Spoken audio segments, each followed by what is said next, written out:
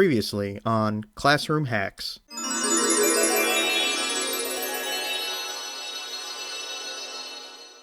I know that when I first started, that I was very timid. I was very afraid of doing student-centered stuff because I felt like I needed a certain level of control. I felt I would lose my sense of authority. But what I also felt when that time went on was that I've lost a little bit of myself because I'm not the type of person who likes to maintain that level of control all the time. I like students to interact. I like students to get together, like Pedro said. It's our class.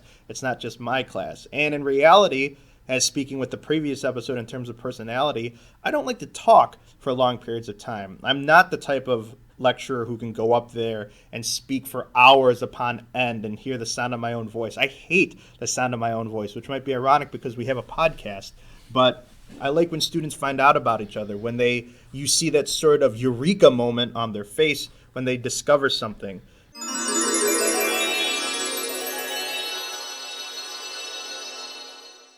During a class discussion, when it gets dry and the students are not talking or speaking or joining in, that I start singing that. To my students, I say something, I'm giving up on you. And then there's always the one in the back corner that hasn't said anything all semester and then just looks up and says, I'll be the one if you want me to. And then the magic happens. I think that's where we're going to cut at this episode. Thanks for having us on, folks. We'll see you next time. This was the hacks. The ones who put the hacks into Classroom Hacks, Eric Tan and Peter Canetis. I think that's a good way to segue into live from the Pantheon Pedagogy, the mecca of methodology, your vacation from vacation with your emotional bartenders. I would have used pedagogical bartenders, but I already used pedagogy early on, so I switched it to emotional. Yes. Where you can learn to seriously take teaching not so seriously. We are Classroom Hacks. And just to kind of go back to that, I'm Eric Tan. And I'm Peter Canetis. Peter gave me the hand motion to introduce ourselves, and we brought this up before we were interrupted previously about always introducing. Do you introduce yourself every class you start? Because I know that halfway through the semester, I probably have stopped introducing myself. Maybe after the first day, I probably have stopped introducing Yeah, no, I agree with you. After the first day, I don't think I introduce myself anymore. And what do you typically have students call you? What do you prefer? You know, hey, you. Hey, jerk. You. Jerk. Bubba. Sometimes, depending on who the student is. I have each student call me by a different name. I told them if I have to memorize 22 different names, you should have to memorize 22 different names for me. See, you're the type of teacher that empathizes with the students. You want to feel their pain and have them feel your pain. I only just want them to feel my pain. I don't want to feel their pain. Well, empathy is a one-way street for me. You're a deep, warm man. What does that even mean? And as you can see, we're a little bubblier today. We're a little more vigorous today. It's summertime. It is summertime, and it kind of gives you insight into when we do these recordings. But today's episode is titled Momentum and Barriers, and Peter always has a great way of finding out how to transition from our original point of conversation to what we're talking about today, because when it comes to momentum and barriers, we each go through a semester, our careers, where we have the ebb and flow of when things are up and we feel like everything's going for us and we're motivated and we're driven. And then we sort of hit that low point in the race where we're kind of just complacent and our strides aren't as wide as they should be, and we kind of just consider giving up. And that's something we're going to talk about today. And one of the things that I know that just about any instructor or any person who's ever had a job goes through at some point. So I'm going to turn it over to Pedro in a second with an initial question, and we'll start with the larger picture, and we'll look at our careers and where they are sort of currently, and then we'll sort of condense that into sort of how it breaks down throughout a semester. So looking at your career currently, can you give some insight into what it was like for you, what your attitude was like when you first started, when you started to feel complacent, and where you are sort of currently? I know there's a lot to unpack there, but if you want to just start in the beginning, in the genesis, if you will. So from the very beginning of my entire teaching career. So I've been at this for about 18 years now. Yeah, so if you want to start with high school and then maybe transition into college, however you want to break it down. Yeah, I did start teaching high school. This is back in Southern California, back when the world was young, in the late 90s, the very late 90s. What a time to be alive. And yeah, I got into teaching public high school. And, I'll just cut to the chase because you asked a few different questions, and they're great questions, and a lot of time can be spent on us talking about those for both of us. But for me, where is the outlet? Is it at the corner? Yeah, it doesn't matter. Okay. I don't need it right now. Yeah, so for me, here, I'll just cut to the punchline, and then let's unpack it if you want to, or go in whatever direction you see fit. It's not this linear where beginning of my career, I was bright-eyed and bushy-tailed, and then just went over the years, it was a decline into I lost my excitement, I lost my drive, I lost the momentum. It's not that type. I mean, like life itself, right? It goes up, it goes down. The good and the bad stuff run at the same time, like two tracks on a railroad track. Yeah, with me, I know that I came out of grad school, and I think I've said this on previous podcast episodes, where my grad school experience wasn't as pragmatic as I had wished some of my other classmates have had in their past grad school experiences. A lot of it was theory. A lot of it was just sort of talking about different things. And once I got into the classroom, you realize that theory and real-world experience aren't always aligned. They don't always go hand in hand. And the other thing that I learned going in was when I was full of vigor, I was excited, things were brand new, you get that sort of apprehensive energy that's good because you want to make a good first impression, you want to do well, you have all these ideas you want to use. That's where I was at. The other thing on the other side of that you find out as well, depending on where you start, is that certain schools don't always pay as well as other schools. So one of the things when we talk about momentum is when you're first getting started, you're trying to make money, you have this desire to find other places that will compensate you better, that you can make more money at. And so I had this sort of drive to apply more to other places at various schools. And eventually I landed over at COD, which obviously pays me better than where I first started. And so that drive to go out and interview, to do better, almost as if you had this greater sense of urgency. And so that sort of plays into the momentum of where you might start off in your career.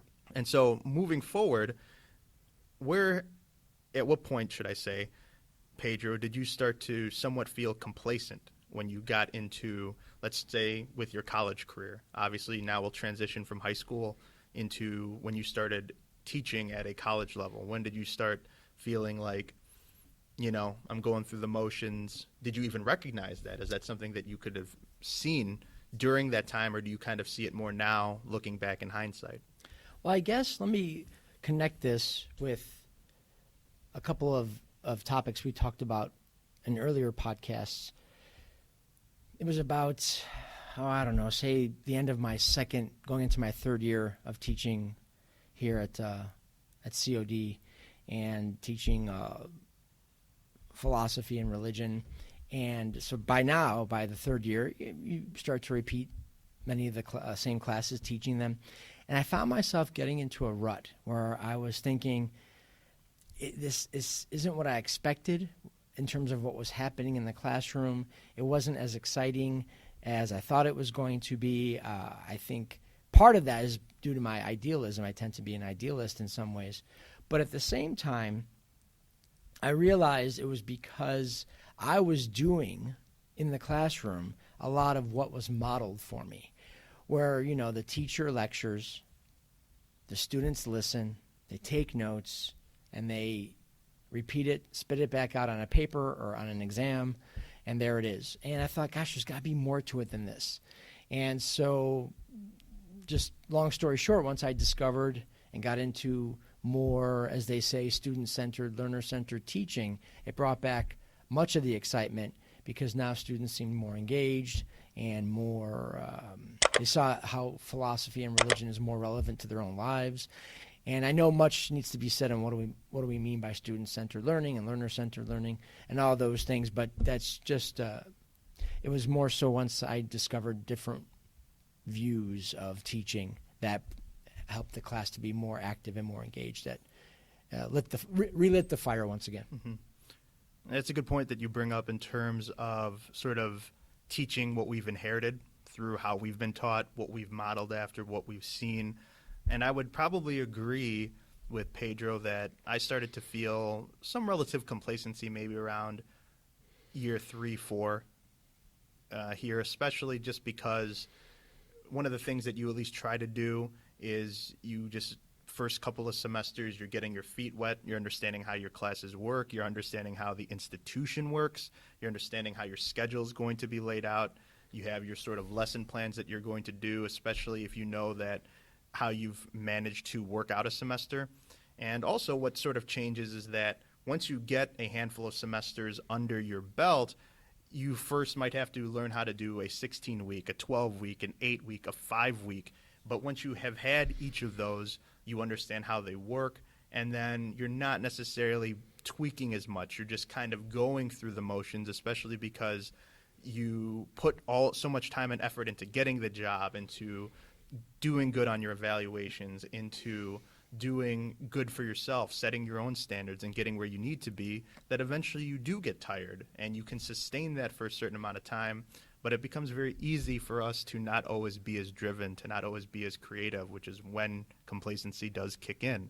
And kind of transitioning now into the last part of this initial introduction to it with Pedro here is, where is your head at now, and how did you sort of, I know you alluded to this a little bit earlier, but where did you see yourself, or when did you see yourself start to kind of come out of that fog and say, I want to now maybe pursue a full-time position, I want to do something else, maybe I want to branch out or try something that I haven't tried?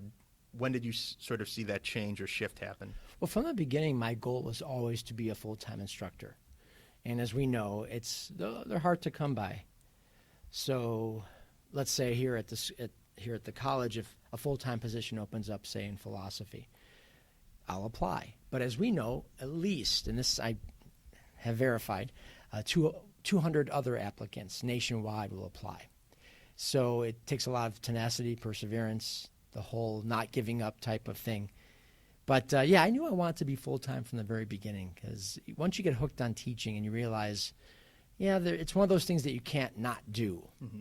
then sometimes you see yourself in it for the long haul. How about you? Did you, from the beginning, was that one of the goals, to become a full-time instructor? Well, I think tenured track. I would definitely agree that one of the things that any educator wants to eventually become is either full-time, tenured, put in a position where there's a sense of security. I think that's something that everybody wants in their career and their job. One of the things that we talked about in not last week's episode, but a couple episodes back, is personality. And one of the things that tends to go with personality is, what type of person are you? Are you a more creative person? Do you need to create? Do you need to find something new? I used to work with someone who was one of the best salespeople I ever worked with when I was in retail, but he got so sort of stagnant in wanting to not stay in the same place all the time. He always had to either move positions, move to a new place every 2 or 3 years, just because he felt like it was becoming too dry, too tedious, too routine. And depending on the type of person you are, if your goal is to eventually set an idea of where you want to be, then to some degree you eventually get out of that rut simply due to your life circumstances, whether you are starting a family, whether some emergency has befallen on you and you need more money, whether you are just at that point where you said, I've reached and done everything I can do at this particular plateau, and so now I want to move forward.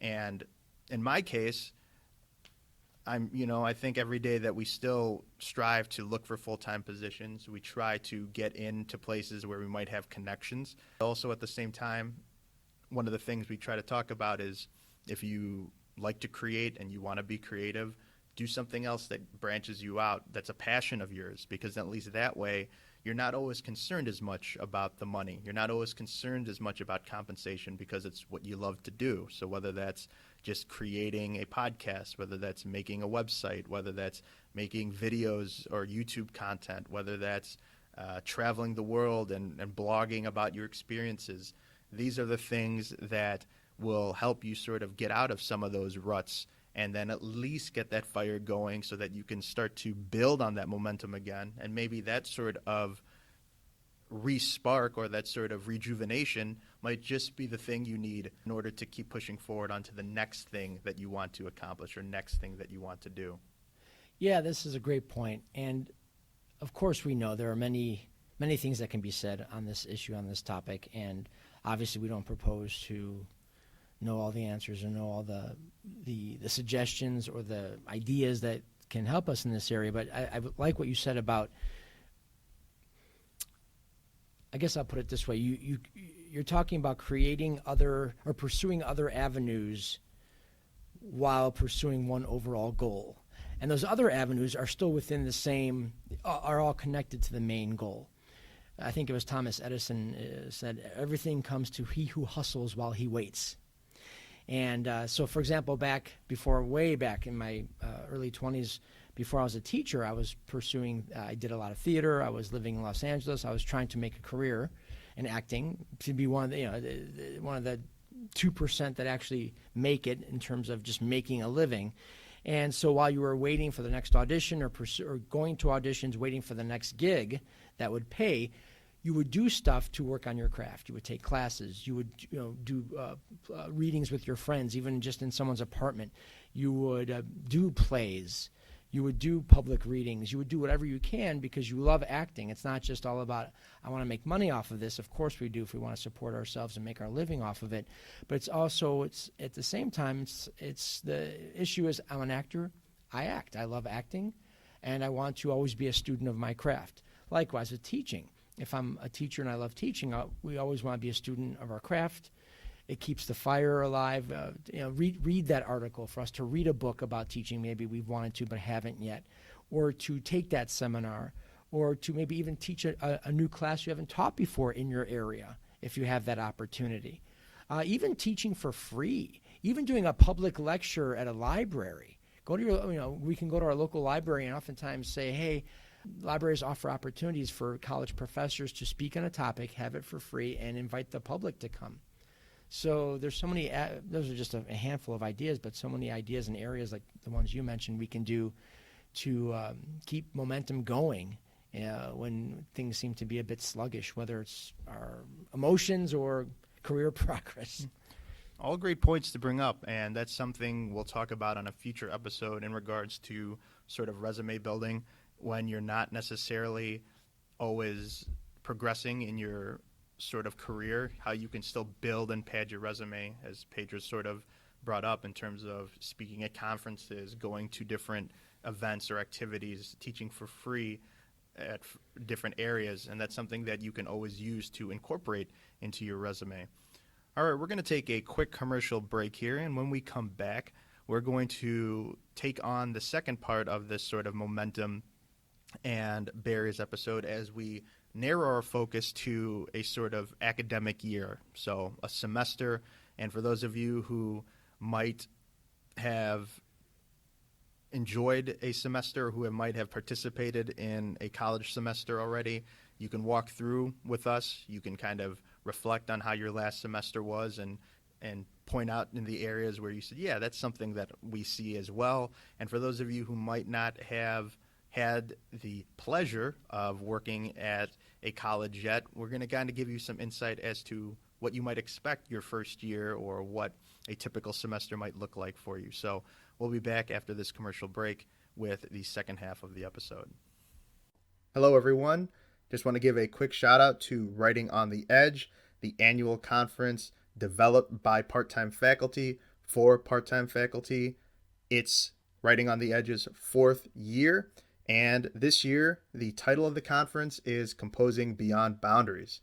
It takes place Saturday, October 20th at the College of DuPage in Glen Ellen, Illinois. And this year, they are opening up the conference to any faculty that uses writing and multimodal projects in their classes.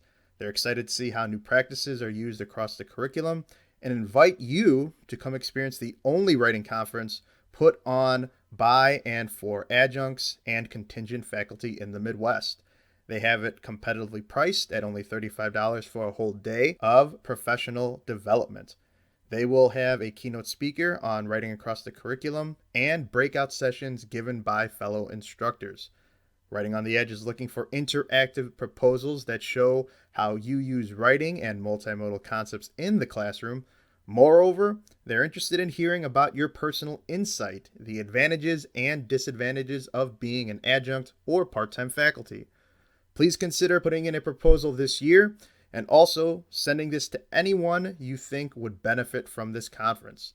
Preference will be given to adjunct and contingent faculty, but full-time faculty can submit proposals too. You can email your proposals to wote@cod.edu.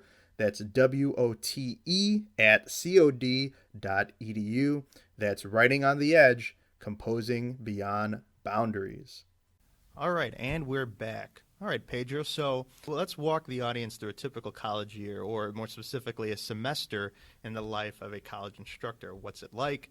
When are we sort of carpe dieming? And when are we struggling to survive, like Andy Dufresne in Shawshank when he's crawling his way through 500 yards of blank-smelling foulness that Morgan Freeman couldn't even describe?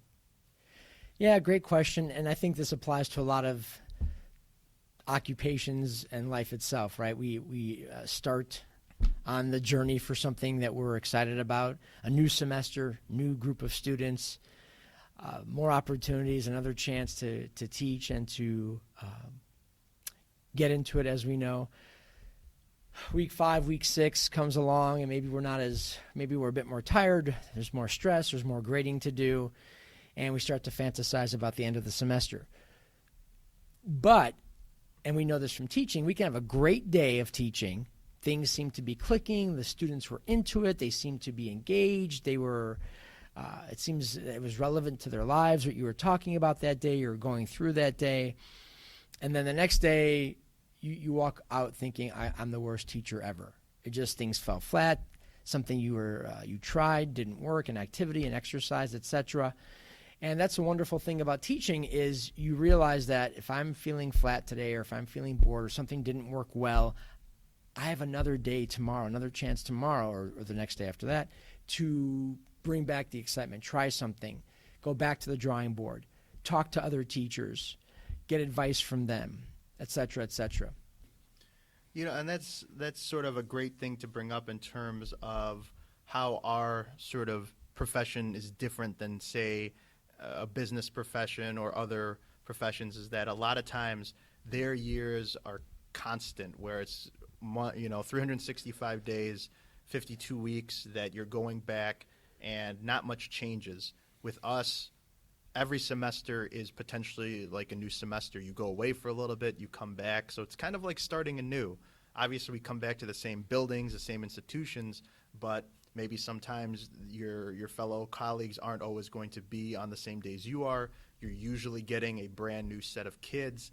You take on some of the things you wish you could have done in the previous semester, and you're trying to then integrate them into your new semester.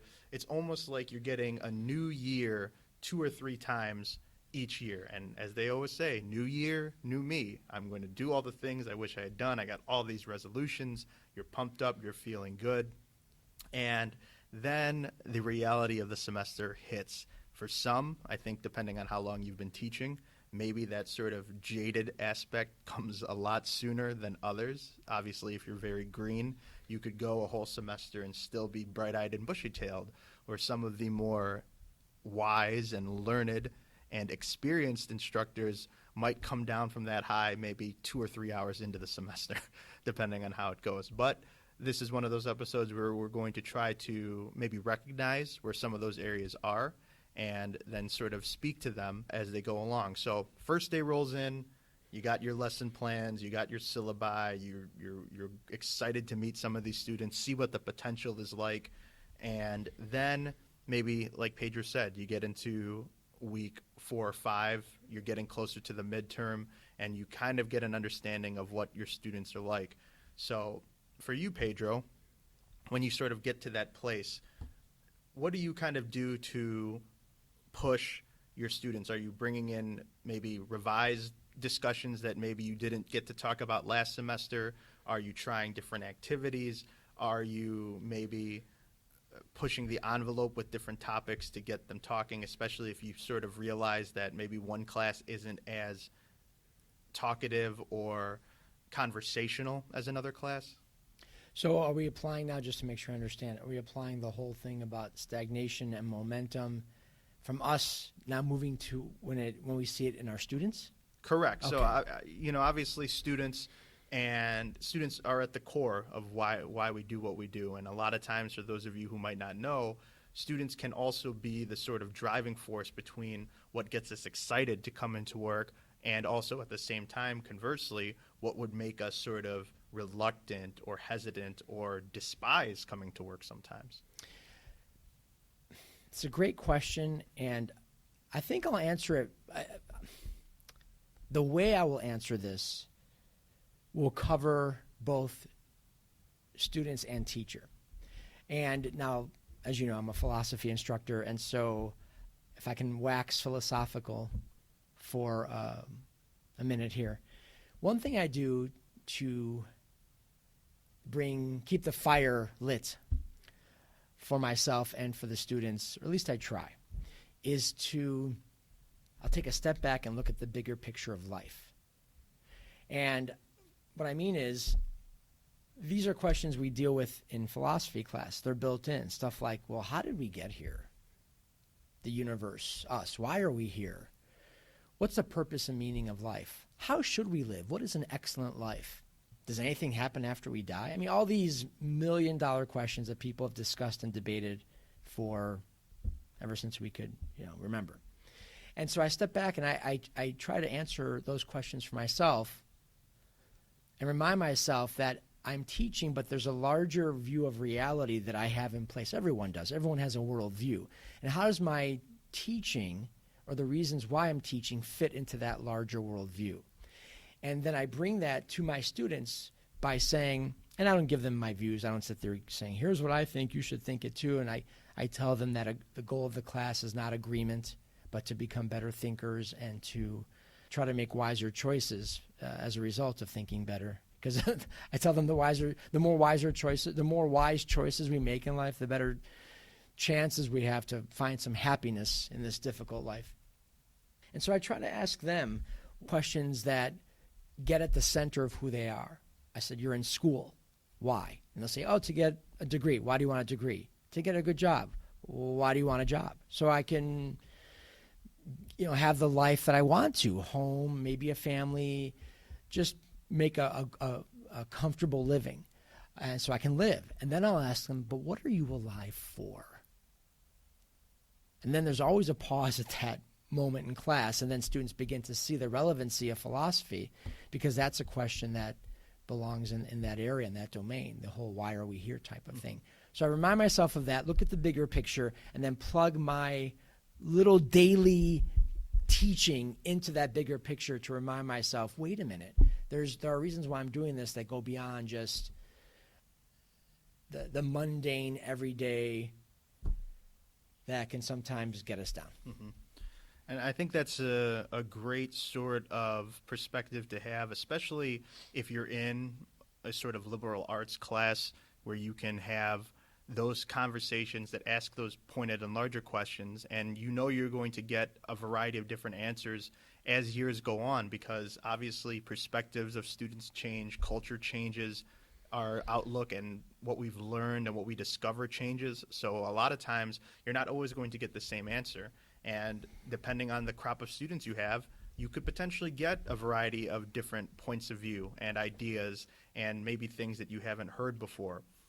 One other thing to consider, and this could be universal for almost any other class, is to not be afraid to try different things and learn about different things yourself throughout a given semester. One thing to always remember is that, yes, we're teachers, we're educators, but we're also lifelong learners. And as lifelong learners, don't shy away from trying on something else that might work, that you think might be interesting, and you say, well, how can I apply this to my class? Don't be afraid to create that. It's one of the things that tends to lead to complacency is if we're just reading the same thing over and over again or putting a different bow on the same hog. It's going to still be the same thing each time, but we're going to try to gussy it up in a different way. One of the things that I know I've tried to do throughout different semesters as we've come along, and sort of the changing mindset, is changing the different types of activities we do in class, getting away from essays and potentially trying to get them to do podcasts, to do video essays, to produce websites, to produce different sorts of experiential activities that won't just be exciting for your students, but will also give you some sort of new perspective on something that maybe you haven't tried before. And as they learn, you learn. And as you are learning, you're cultivating, you're changing, you're creating, and you're embracing. So maybe something that you didn't get to try last semester, try it this semester. And yes, there might be some trepidation, there might be some apprehension, because you might think that it's going to fall flat on its face, that they're not going to get it, that it's going to seem stupid, but that's what teaching is for. And as we kind of talked about in the personality episode and the episode It's My First Day, is that each day is different, as Pedro brought up earlier, that not even each day, each hour, each class that you teach is different, that what might have failed in one class you can then revise or tweak for the next class until you get it as close to perfect, because nothing will ever be perfect, as close to perfect as you can. And that is essentially how you can keep your days from feeling mundane, is that if you have something new to try each day, whether that's an activity, whether that's just saying, well, you know what, if it's summer, let's take our class outside, or let's try this particular activity where you go to one part of the school that maybe you've never been before, whether that's the media lab, whether that's the gym, whether that's an area that maybe a study abroad program that a student hasn't learned about, that just gives them an idea that there's other things going on. And then it gives you the idea and the opportunity to create, to do something that goes beyond your typical routine. And breaking that complacency is an easy way to refrain from getting into a routine and keeping that momentum going. Let me ask you this, Eric, because you bring up a lot of really good points, and I was listening to you just now. It popped in my mind. Do you ever ask your students when things feel, when we're struggling with either momentum or energy or freshness, or if things seem routine, do you ever just turn it over to your class and just say, guys,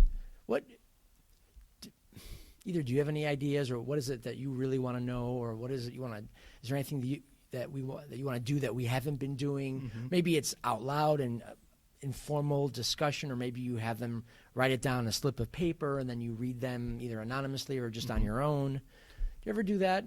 Was that something you'd recommend? Absolutely. And it is something that I have done, and we will talk about that in a future episode, but actually probably in the next episode. As always, Pedro has found a way to segue into the next great remark. And that wasn't even deliberately. Yeah, is how do we sort of integrate new ideas, new pedagogy, new methodology into our class? Do we allow our students to vocalize that? Do we remind them that it is a harsh dictatorship and whatever we say goes? And as we kind of alluded to in the beginning of this episode, how do we keep that balance of maintaining habits, old traditional habits that we still feel are effective, that are useful, but also finding the balance of incorporating new technology, new ideas, new discussions, and creating a balance between that student-centered and teacher-centered environment, especially because a lot of times there are instructors who may want to go too far forward, some instructors that are still clinging to too many elements of the past. But our goal for the next episode, which will be titled Old Habits and New Technology, will be based in exactly what Pedro just asked. How do we get students' involvement? Do we sort of take a vote? Do we sort of ask the question? And how do we then apply that to some newer techniques while maintaining some of the traditional aspects that we still find valuable? And so that's where we're going to sort of wrap up our episode today.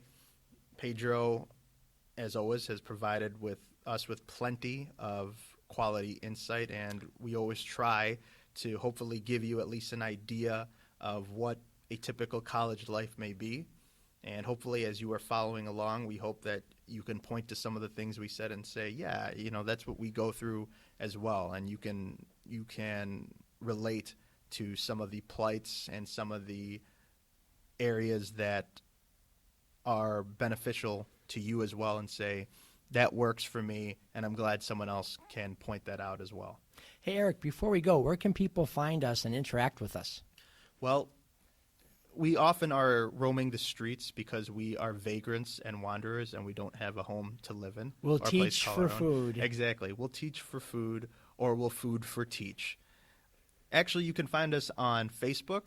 You can find us on Instagram. You can find us on Twitter. In fact, if you type in Classroom Hacks, even on Google, we should be one of the first names to sort of pop up in there. And as always, you can find our podcast on SoundCloud, and it's 100% free. It doesn't get any cheaper than that, at least from what I've heard, unless we actually pay you to listen to us. And speaking of free, the reason why we do this podcast is not because we're smarter than anybody else, but because we got the equipment for free. Exactly. Well put. And I think that is a nice place to sort of wrap this up. Would you say we're good here, Pedro? As he walks away? Yes, we are good, and I'm looking forward to our next podcast, mi amigo. All right, friendo. So, like the week before Christmas, we will wrap this all up, put a bow on it, stuff it under the tree, and until next time, this has been Classroom Hacks, Episode 8. We'll see you later.